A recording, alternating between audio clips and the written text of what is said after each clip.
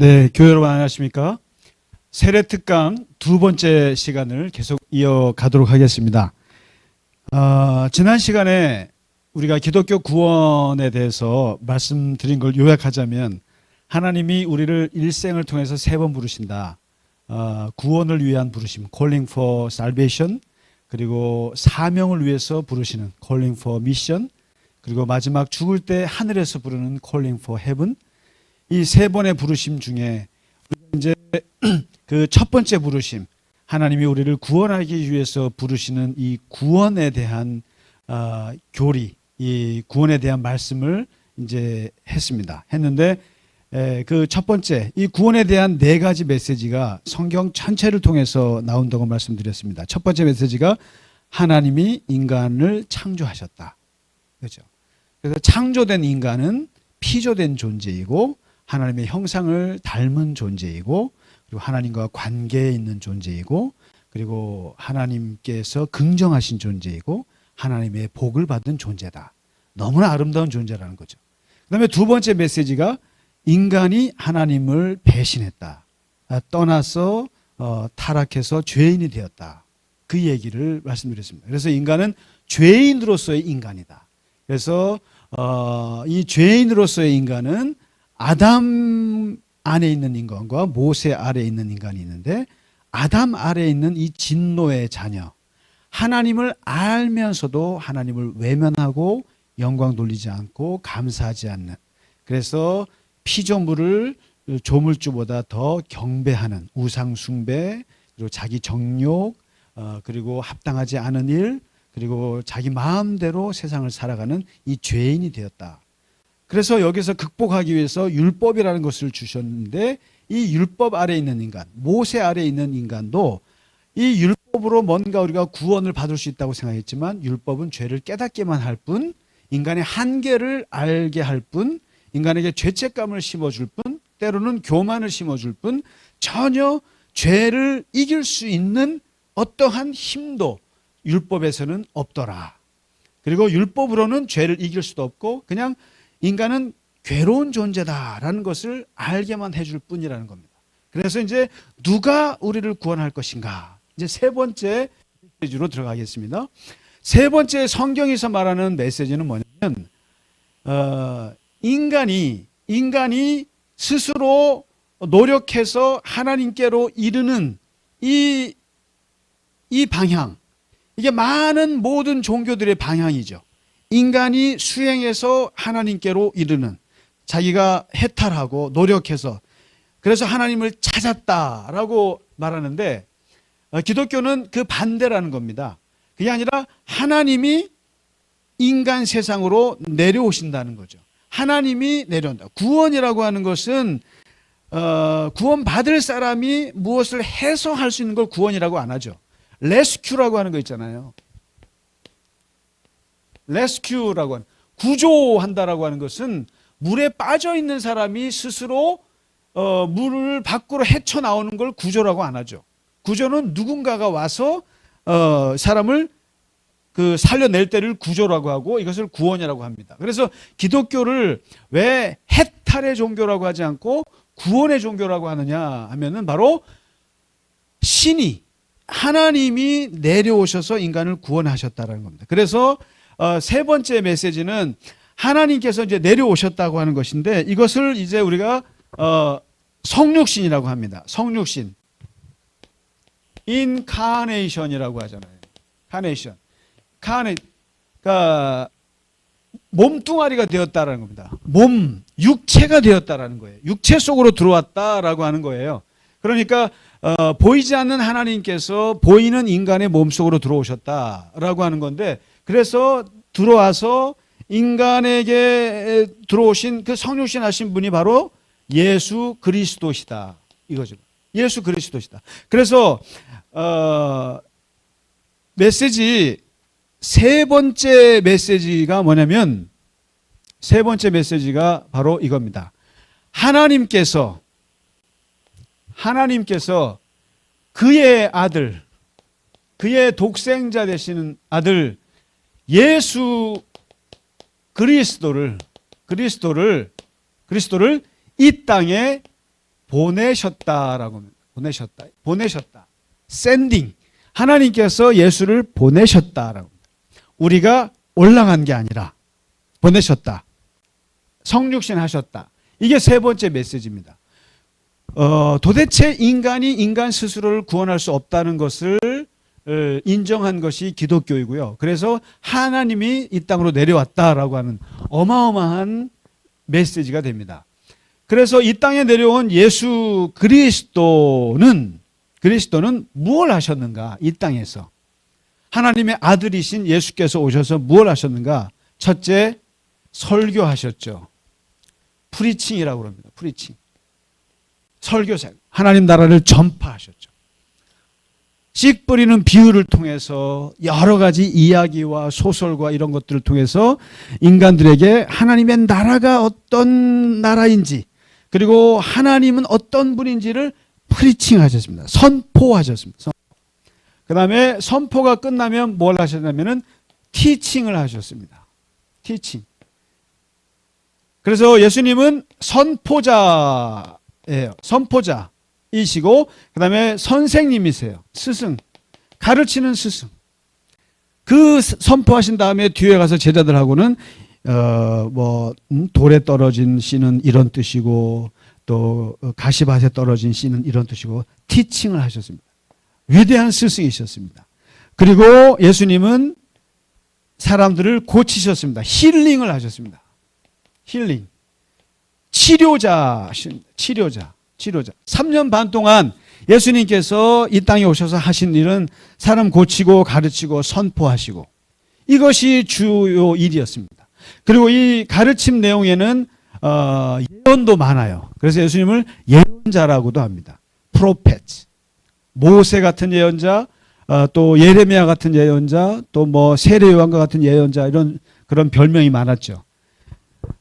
이 세 가지, 프리칭, 티칭, 힐링, 이것이 예수님께서 3년 동안 이 땅에서 하신 사역인데, 그러나 예수님의 가장 우리의 구원에 있어서 중요하고 핵심적인 예수님의 행적은 마지막 일주일간 하셨던 거예요. 그게 바로 뭐냐면은 네 번째 바로 죽으시고, 예수님께서 십자가에서 죽으시고, 영어로 우리가 dying이라고 합니다. dying. 그리고 다시 3일 만에 부활하시고, living again, 뭐 이렇게 living again. 다시 사셨다. 부활하셨다. 죽었다가 사셨다. 그래서 이 십자가에서 고난을 당하신 이 일주일간의 행적을 우리는 40일 동안 기억합니다. 항상 사순절에서. 이게 얼마나 중요하냐면 예수님의 고난, 예수님의 십자가의 죽으심, 이것. 그래서 여러분, 그 어떤 한 사람의 위대한 인물을 한마디로 얘기한다면은 그렇잖아요. 살면서 많은 사건 이야기들이 있지만 대표적인 사건이 한두 개가 있잖아요. 예를 들면 이순신 장군 하면은 얼마나 많은 인생 스토리가 있겠어요? 그러나 이순신 하면 임진왜란, 한산대첩, 명량대첩, 그런 그 중요한 임진왜란이라고 하는 그 역사가 상징이죠. 세종대왕 하면은 많은 이야기들이 있지만 그 중에 한글, 이게 딱 떠오릅니다. 스티브 잡스 하면 뭡니까? 스티브 잡스 하면 아이폰, 애플, 이렇게 떠오르죠. 그 외에도 그 사람이 얼마나 많은 창업을 했고, 또 많은 관계에 그런 뭐 버려지고 배신하고 얼마나 많아요? 그러나 스티브 잡스 하면은 아이폰이에요. 그러면 예수 그리스도 하면 뭐가 떠오릅니까? 예수님이 많은 병자 고쳐줬어요. 또 많이 가르치셨어요. 선포하셨어요. 그런데 예수님 하면 떠오르는 게 뭡니까? 십자가. 그렇잖아요. 그래서 우리는 항상 교회에 십자가를 달죠.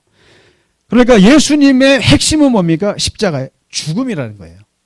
죽음과 3일 만에 부활하신 것이다. 그래서 오직 한 가지예요. 그래서 이 구원에 있어서 우리가 구원받는다는 거에 있어서 가장 중요한 구원의 핵심은 바로 예수 그리스도예요. 예수 그리스도. 그리스도예요. 구원에 뭐냐면 쉽게 말하면 우리가 구원의 약이 있다면 그 약은 뭐예요? 바로 예수가 약이에요. 그걸 먹어야 구원받아요. 이런 뜻이죠.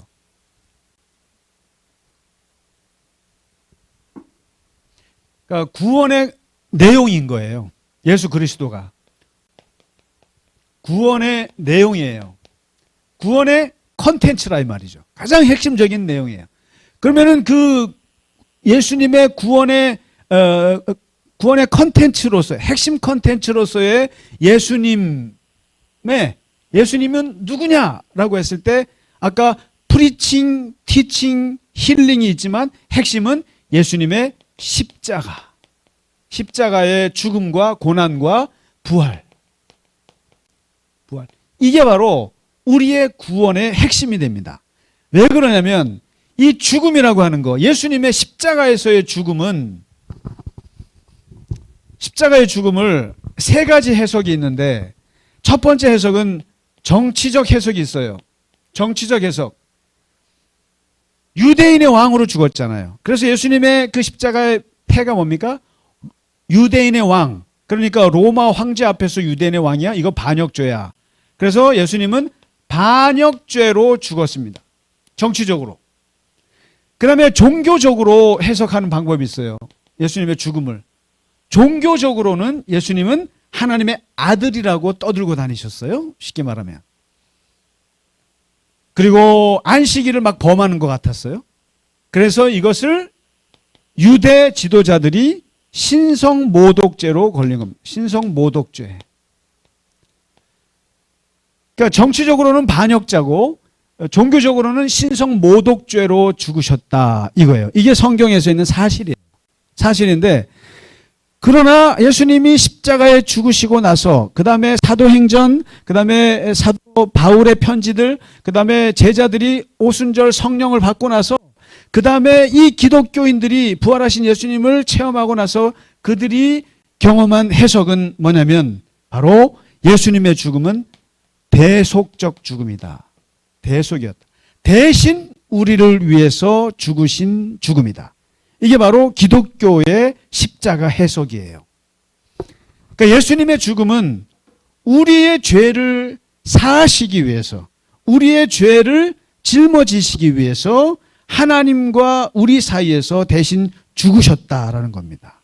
그것은 정치적으로 반역해서 죽은 것도 아니고 무슨 종교적으로 신성모독죄도 아니라는 거예요. 우리는 오직 예수님의 죽음은 대속적 죽음이다. 그래서 신약 성경에서 계속 나오는 건 뭐냐면 허물로 죽은 우리를 그리스도와 함께 살리셨다. 이 십자가에서. 두 번째, 예수 그리스도 안에서 그리스도의 피로, 이 피로 우리가 하나님과 가까워졌다. 이 피 때문에 가까워졌다. 셋째, 이 십자가를 통해서, 죽음을 통해서 둘로 하나님과 나 사이가 아담 때문에 갈라졌단 말이에요. 인간은 죄 때문에 하나님과 갈라졌는데 이 둘을 하나로 만드셔서 하나님과 우리를 하나로 만들었다는 거예요. 그래서 하나님과 우리 사이에 있는 막힌 담을 십자가가 헐었다라는 거예요. 헐었다. 십자가의 죽음으로, 예수님의 죽음으로. 네 번째, 우리가 아직 죄인 되었을 때에 그리스도께서 우리를 위하여 죽으심으로 하나님께서 우리에 대한 하나님의 사랑을, 자기의 사랑을 확증하셨다. 그러니까 이 예수님의 십자가의 죽음은 하나님께서 우리를 여전히 사랑하신다고 하는 증거라는 거예요. 증거. 그래서 증거다. 그래서 예수님이 이 십자가와 부활을 통해서 우리를 구원할 하나님의 사랑을 다시, 그러니까 아담을 내쫓았잖아요. 그리고 죄인은 하나님이 안 만나시잖아요. 그리고 하나님과 우리 사이에 담이 있잖아요. 멀잖아요. 그런데 이 십자가로 우리를 가까이 하셨고 막힌 담을 하셨고 그리고 하나님의 사랑을 보여주신 거라는 거예요. 요까지가 세 번째 메시지입니다. 하나님이 자기 아들 예수 그리스도를 이 땅에 보내셨다. 그분이 오셔서 십자가에서 죽으시고 부활하셨다. 그리고 그 죽음은 우리의 죄를 위한 대속적 죽음이다. 이게 세 번째 메시지입니다. 자, 이제 가장 중요한 네 번째 메시지 들어가겠습니다. 이제 이까지는, 이 세 번째 메시지는 어떻게 보면 좀 성경을 아는 분들은 다 아는 내용일 수도 있어요. 그런데 이 네 번째 메시지에서 많은 분들이 몰라요. 그러면 이 세 번째 메시지인 예수 그리스도, 이분이 우리의 구원의 내용이란 말이죠. 그런데 이분과 나, 이 죄인인 나, 아담 안에 있는 나, 내가 이 예수님의 구원을 어떻게 연결을 하느냐라는 거예요. 어떻게 연결이 되느냐. 도대체 예수가 구원의 내용이라는데 어떻게 그 구원이 내 것이 될 수 있느냐라는 거예요. 내 것이 되려면 어떻게 해야 되느냐. 바로 이 예수와 나 사이를 연결하는 이 연결고리가 바로 뭐냐면 믿음이라고 하는 거예요. 믿음. faith라고 하는 것이 나옵니다.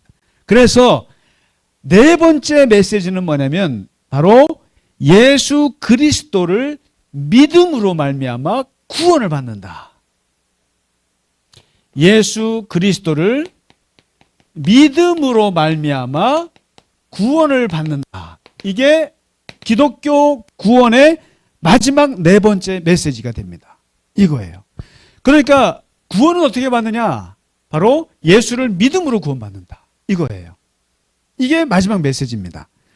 그래서 뭐라고 말하냐면은 이 믿음의 법이라는 것이 나옵니다. 율법은 이제 저리 가고 믿음의 법이라고 하는 것이 등장하는데, 신약에 이 믿음의 법은 바로 이렇게 나옵니다. 이게 사도 바울이 이제 이걸 크게 일깨워 줬는데, 너희는 그 은혜에 의하여 믿음으로 말미암아 구원을 받았노라, 이렇게 말합니다. 그런데 이 믿음은 너에게서 난 것이 아니고 바로 하나님의 선물이다. 하나님의 선물이다. 선물이니까 뭐예요? 내가 노력해서 얻은 것이 아니라 거저 얻은 것이라는 거죠. 그래서 이 믿음은 행위에서 나온 것이 아니다. 행위는 뭐예요? 행위의 법은 율법이잖아요. 행위에서 난 것이 아니고 거저 준 선물이기 때문에 자랑할 수가 없다. 자랑할 수가 없다. 그래서 이것은 바로 율법 외에 하나님의 새로운 한 의다. 새로운 한 의가 나타났는데, 그 의가 바로 뭐냐면 예수 그리스도를 믿음으로 말미암아 모든 믿는 자에게 미치는 하나님의 의다. 그러니까 이제 옛날의 의라고 하는 것은 율법에 의한 의예요. 행위에 의한 의예요. 그런데 지금 예수 그리스도가 나타나셔가지고 새롭게 우리에게 주신 하나님의 의는 바로 믿음으로 말미암아 구원을 받는 의예요. 이런 진리라는 거예요.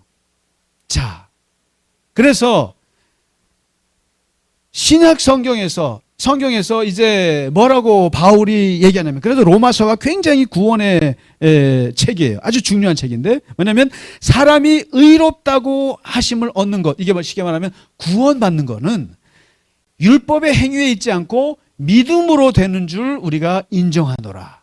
로마서 3장 28절에. 이제 의롭게 되는 것은 선한 행위를 해서가 아니라 믿음으로 되는 걸 알았다.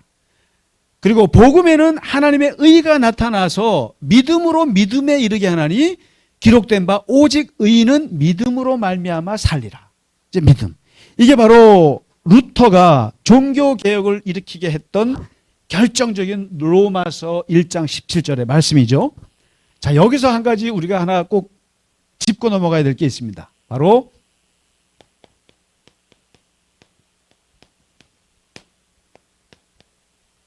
그 다음에 이게 뭔지 아시죠? 제가 한자를 잘 못 씁니다만은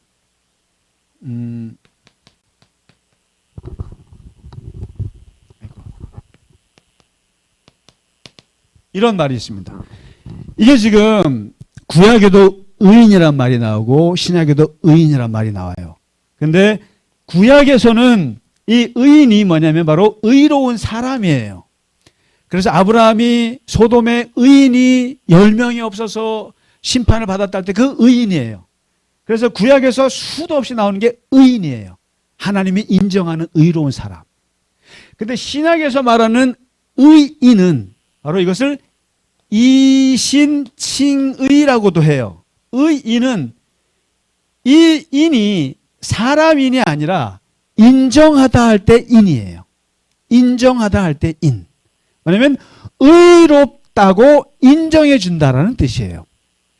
그러니까 구약에서 의인은 율법을 잘 행해서 선한 행동을 해서 하나님 마음 드는 행동을 해서 사람들이 붙여준 이름이 의인이에요.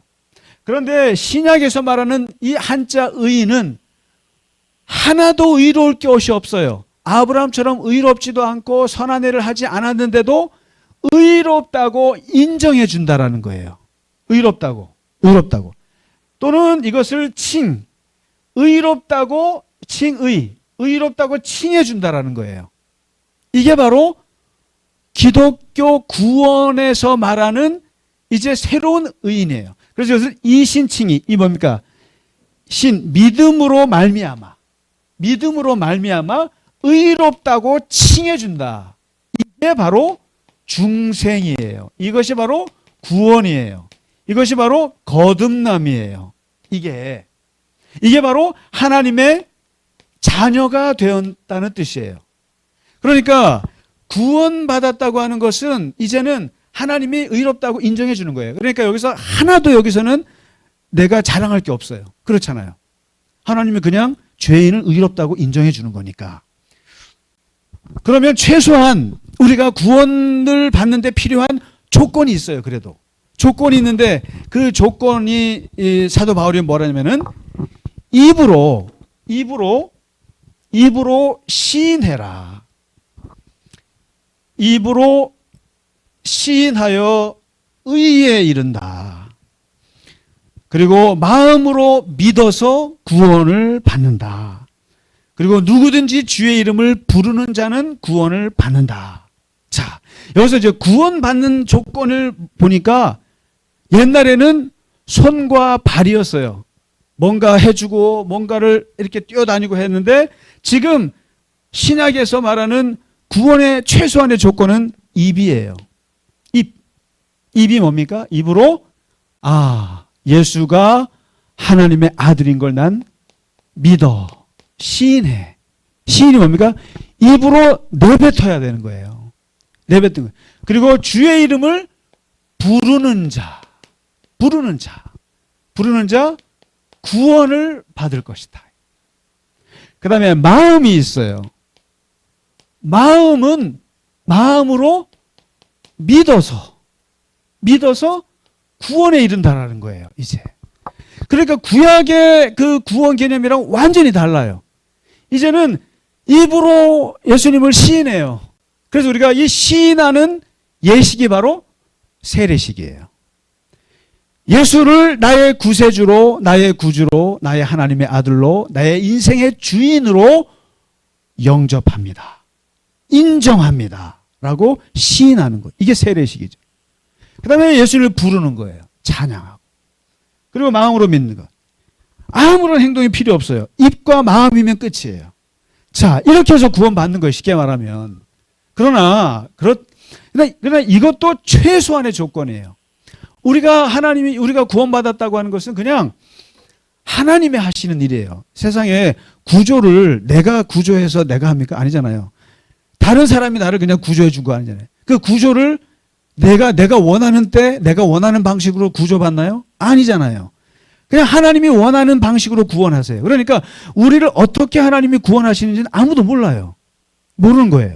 다만 최소한을 얘기해 준 게 바로 입과 마음이라는 것 뿐이에요.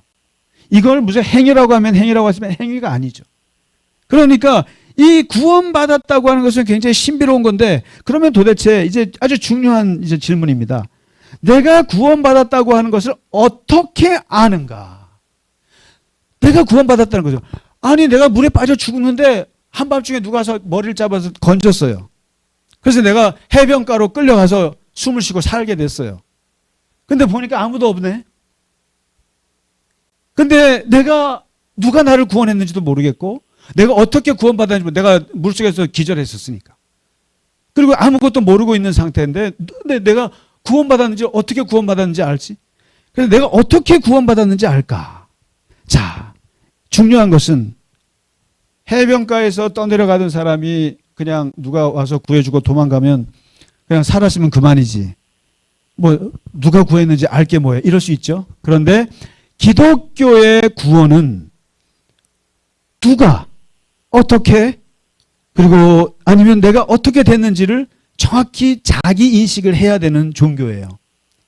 인식을 해야 됩니다. 그래서 베드로전서에 뭐라고 말하냐면은 너희 마음에 그리스도를 주로 삼아서 거룩하게 하고 너희 속에 있는 소망에 관한 이유를 묻는 자에게 대답할 것을 항상 준비하라. 그러니까 묻는 거예요. 도대체 네 속에 누가 있느냐? 너를 구원한 자가 누구냐? 언제 구원받았느냐? 어떻게 구원받았느냐? 또 뭐 어떻게 됐느냐라고 물었을 때 대답해야 한다는 거예요. 그 다음에 사도 바울은 뭐라고 말하냐면요. 너희는 믿음 안에 있는가? 뭐예요? 예수를 믿는 그 믿음 안에 있는지. 이게 뭡니까?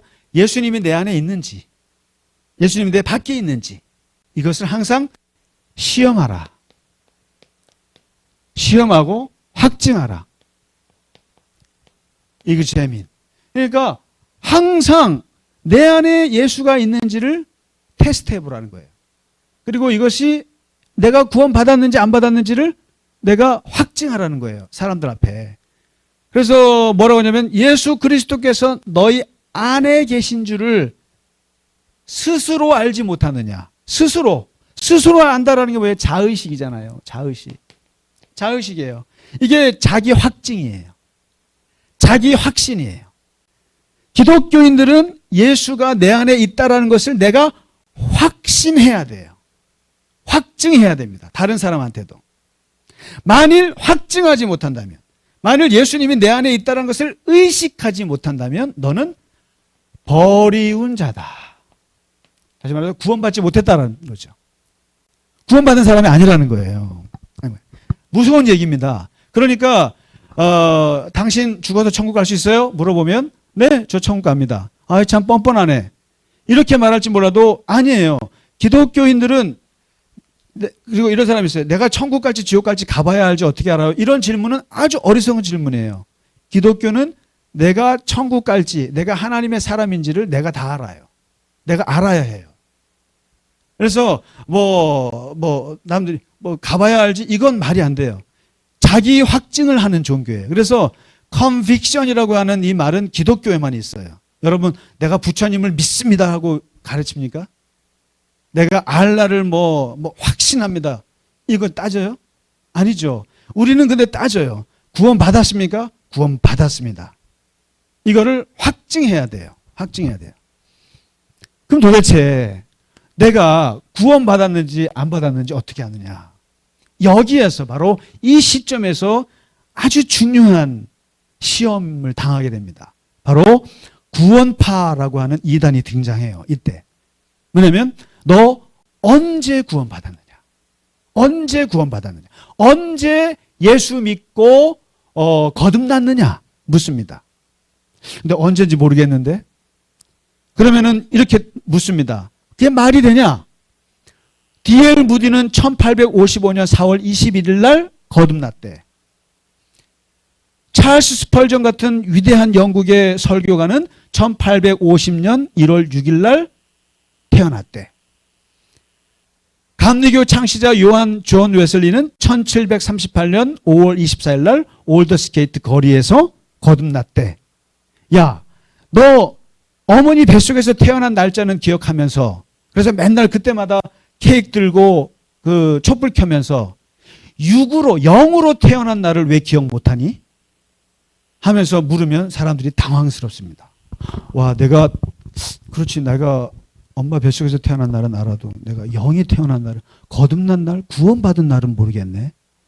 아니 그것도 D.L. 무디는 언제고 스펄전은 언제고 웨슬리는 언제라는데 나는 언제지? 나는 없는데. 여기에서 구원받았다고 하는 확신이 확 무너져 버립니다. 그러면서 구원파 이런 사람들은 그걸 파고들죠. 내가 가르쳐 줄게. 이런 식으로. 여러분 분명히 말씀드립니다. 구원에 대해서는 언제,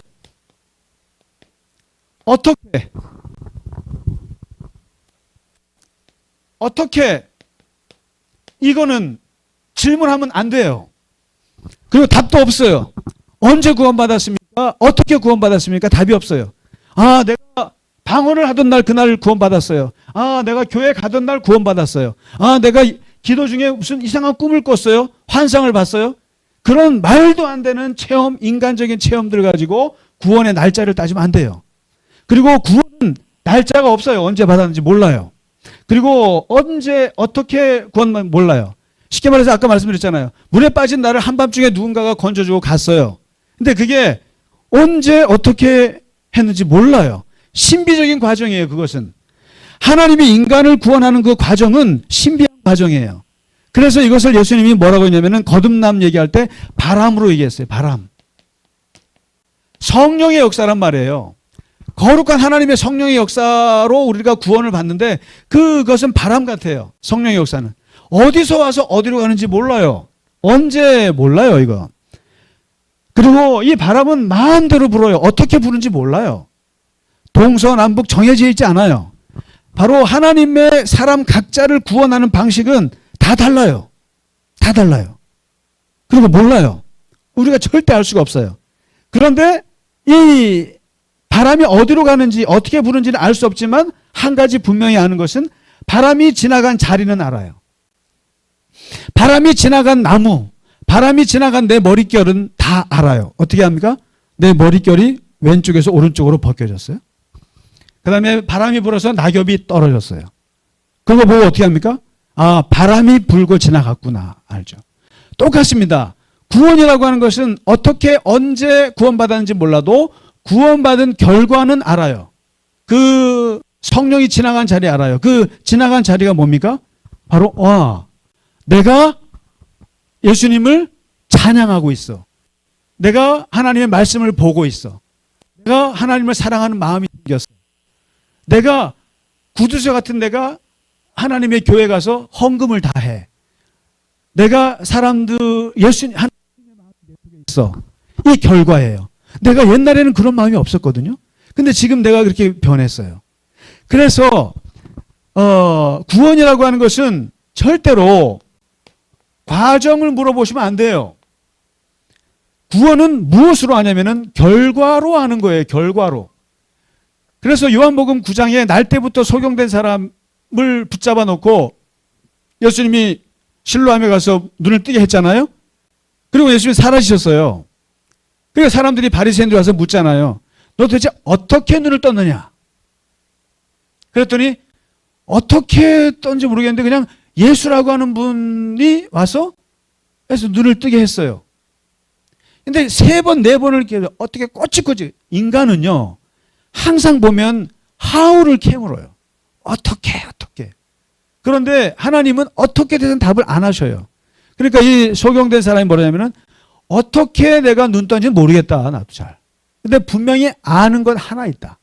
왜냐면 어제까지만 해도 내가 소경이었는데 오늘은 내가 눈을 떴다는 것이다. 이겁니다. 그러니까 우리가 아는 것은 뭐냐면 어제까지는 내가 구원받지 못했는데 어제까지는 내가 죄인이었는데 하나님께 버림받은 자였는데 지금은 내가 하나님을 찬양하고 있고 하나님을 예배하고 있고 하나님을 사랑하고 있고 분명한 것은 내가 하나님의 자녀가 되었다는 이 결과다. 이 결과다. 그래서 그러면은 이 결과 어떤 결과냐는 거예요. 그 결과라는 게 뭐냐면은 고린도전서 2장 12장 3절에 핵심적인 말을 바울이 해요. 왜냐면 성령으로 말미암지 않고는 누구든지 예수를 주라고 말할 수 없다.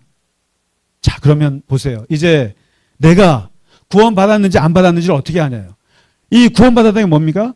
당신 안에 성령이 있습니까? 지금 죽어도 천국에 갈 수 있습니까? 하나님의 자녀가 되었습니까? 당신은 거듭났습니까? 중생했습니까? 이게 다 같은 질문이에요. 그러니까 뭐냐면 내가 지금 예수를 뭐라고 고백하시냐를 보면 알아요. 적어도 예수님이 나의 주인입니다. 그리고 내가 기도할 때 주님이라고 불러요. 그리고 이게 진실한 마음이 아니더라도 내 입으로 예수님을 주님이라고 불러요. 하나님을 내가 입으로 찬양을 해요. 그리고 내가 이렇게 기도할 때 하나님 아버지라고 내가 얘기를 해요. 여러분, 이게 성령이 역사하지 않고는 불가능한 고백이에요. 우리는 오랫동안 모태신앙 이런 분들은 그냥 어렸을 때부터 노래를 부르니까 내가 그러려니 하죠. 하나님의 성령이 우리 안에 없으면 예수님을 주님이라고 고백할 수가 없어요. 불가능한 거예요. 여러분, 사탄이 제일 싫어하는 게 뭐게요? 인간이 구원받는 건데 그거를 가만히 보고 앉아 있겠어요? 이건 제가 체험적으로도 너무 많이 봤어요. 마지막 돌아가시는 분들한테 마지막 세례를 주기 위해서 침대 위에 올라가서 그 할아버지한테 예수님을 전하고 예수님 영접 기도할 때 가장 힘들어하는 게 뭔지 아세요? 예수님 나의 주님으로 고백합니다. 이거예요.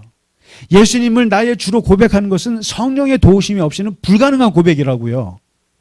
그런데 만약에 내가 지금 예수님을 주님으로 고백하고 있다면 그것은 당신 속에 하나님의 성령이 있다는 뜻이라고요. 구원받았다는 뜻이라고요.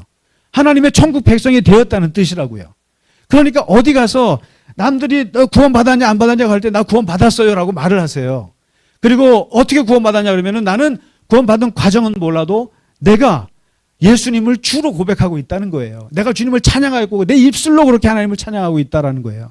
그리고 성경을 보고 있고 이런 거 행위 자체가 이것 자체가 구원받은 증거라는 거예요. 그래서 통계를 내봤더니 한국 기독교인들 중에 4가지 종류가 있어요. 첫 번째, 실제로 구원받지도 못했으면서 구원받았다고 확신하지 않는 사람이 있어요. 정직한 거예요. 교회 안 다니는 사람들 얘기예요, 이게. 두 번째는 구원받지 못했으면서도 자기가 구원을 받았다고 확신하는 사람이 있어요. 이건 잘못 배운 사람들이에요. 이거는 기독교 구원론에 대해서 모르는 거예요. 자기가 전혀 구원의 행동을 하지 않으면서 이거는 뭐 구원 받았다고 하는 쉽게 말해 사기꾼들 얘기죠. 세상 사람들. 세 번째 유형이 있는데 구원받은 생활을 하면서 구원받았으면서 구원의 확신을 못하는 사람들이에요. 바로 이 사람들이 한국 교회의 80%, 90%예요, 여러분. 80%, 90%라고요. 대부분이. 그리고 마지막 4번째가 뭐냐면 구원받은 생활하면서 구원받았다고 확신하는 거예요. 이것이 10% 정도 될까요? 제대로 된 거죠. 바로 지난번 구원 강의 1번, 2번부터 이 구원 강의를 들으신 분들은 이렇게 말할 수 있을 거예요. 이게 드디어. 그렇지 않고 이 강의를 듣지 않은 사람들은 거의 다 이거예요. 생활은 찬양하고 그리고 맨날 주님 내 안에 계시고 내가 주님 안에 계시다고 맨날 하면서 당신 구원 받았습니까? 당신 성령이 안에 계십니까? 라고 물으면 글쎄요라고 하고 있어요. 글쎄요, 모르겠네요. 나는 방언을 안 받아봐서 나는 이게 어떤 은사 체험이 없어서 저는 성령이 제 안에 안 계신데요. 이런 헛소리를 하고 있다고요. 얼마나 안타까운 일인지 몰라요, 이게요. 다 구원받은 생활해요. 말씀 보죠. 예배 드리죠. 하나님 노래하죠. 내 안에 하나님의 선한 양심이 살아 역사하는데도 결정적으로 물어봐요. 테스트해보면 구원 못 받았어요. 천국은 가봐야 알아요. 이런 소리 하고 있습니다. 심각한 문제예요. 그러니까 분명히 말씀드리면 기독교 구원은 과정을 묻지 않습니다. 하나님이 구원하시는데 그걸 우리가 어떻게 알아요? 그러나 어느 순간 내가 알아요. 하나님이 나를 구원하셨다. 결과를 보고 알 수 있는 거예요. 그래서 여러분 3번에서 제발 4번으로 넘어가시기를 간절히 바랍니다. 정말 바랍니다. 그래서 그럼 마지막으로 이 구원받은 사람들은 이렇게 확신하고 있는 사람들은 어떻게 사는가? 이제 이런 거예요. 그럼 구원받았으면은 내가 이제 죄로부터 용서받았어요. 하나님이 나를 의롭다고 했어요. 하나님의 자녀로 삼았어요. 그러면 이제 여러분 착각합니다. 두 번째 착각이 오는데 뭐냐면은 나는 이제 죄를 짓지 않는구나. 죄를 짓지 않고 사나? 그런데 아니에요. 죄는 여전히 짓습니다. 여전히 우리가 하나님을 떠날 때도 있고 여전히 하나님 비껴갈 때도 있고 하나님 원하지 않는 삶을 살 수 있고 사람들에게도 원하지 않는 죄를 지을 수 있습니다. 얼마든지. 그럴 때 어떻게 마음을 먹느냐가 굉장히 중요합니다. 그럴 때 내가 교회도 안 나가고 신앙생활도 안 하고 하나님을 떠나 살고 이런 거 보니 나는 이제 그게 거듭난 게 아닌가 보다. 나는 신자가 아닌가 보다. 나는 하나님한테 구원받지 못했나 보다. 하나님의 자녀가 아닌가 보다. 라고 말하시면 안 돼요. 안 되고 이때 우리가 넘어질 때 세상 죄로 넘어질 때 할 수 있는 말은 뭐냐면 내가 그래도 하나님의 자녀인데 내가 왜 이러지? 라고는 할 수 있어요. 내가 그래도 신자인데 내가 이렇게 살면 되나? 이거 괜찮아요. 그리고 나는 왜 이렇게 어리석지? 나는 왜 이렇게 내 몸이 안 움직이나? 나는 왜 이렇게 미련할까? 자책하고 부끄러워하는 것은 좋은 거예요. 그런데 나는 신자가 아닌가 봐. 나는 구원받지 못했나 봐. 나는 하나님의 자녀가 아닌가 봐. 자포자기하는 것은 절대 해서는 안 된 말입니다.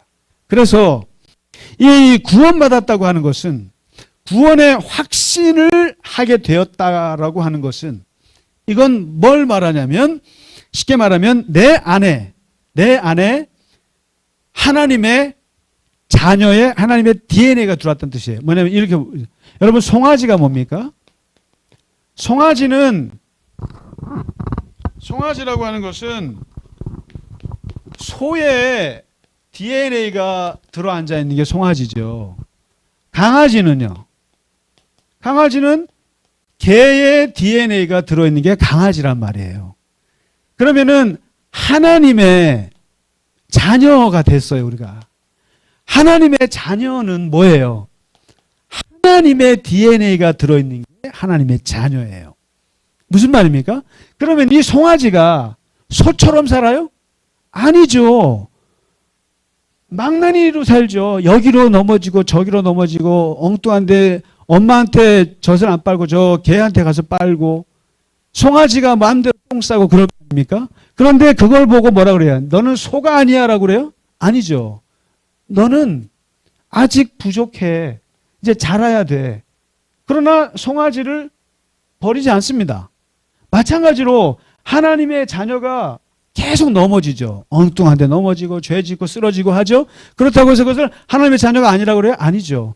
자라야 되죠. 끊임없이 자라게 될 것인데 이것을 우리가 성화라고 합니다. 성화. 바로 아까 우리가 구원받은 다음에 오는 단계가 성화예요.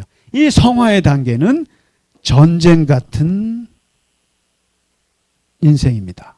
끊임없이 싸우고 끊임없이 힘들어하고 갈등하고 고뇌하고 그렇죠.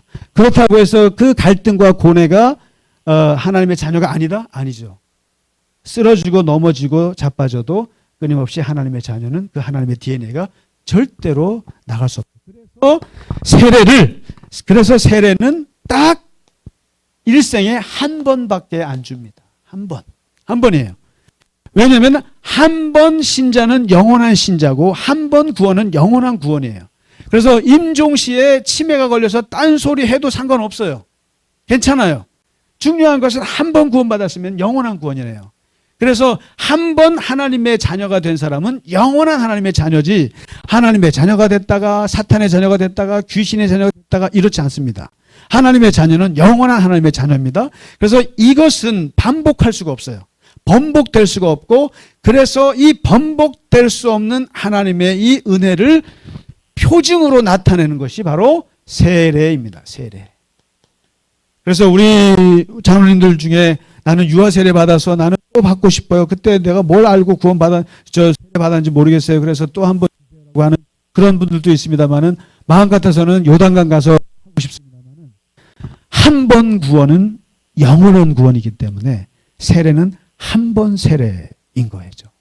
그래서 이번에 세례 받으시는 분 이런 깊은 구원의 의미를 아시고 세례 받으시고 정말 하나님의 자녀로, 하나님의 DNA를 가진 하나님의 자녀로 정말 세상에서 승리하면서 살아가시기를 간절히 바라겠습니다.